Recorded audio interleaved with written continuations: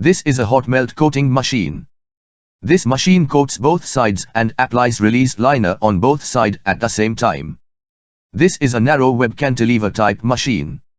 The maximum width of coating is 100 mm. The coating speed can be maximum up to 10 meters per minute in video. The machine is coating 200 GSM of hot melt pressure sensitive adhesive on each side of the HDPE film. The rewinding portion is designed with turret type automatic rewinding. The airshafts make it a high productive machine by allowing the quick changeover of the rolls. The changeover of rewind roll takes place after the set length. We introduce a new hot melt coating machine to make adhesive tape for geomembrane repair and protection. A taping solution designed specifically for geomembrane applications.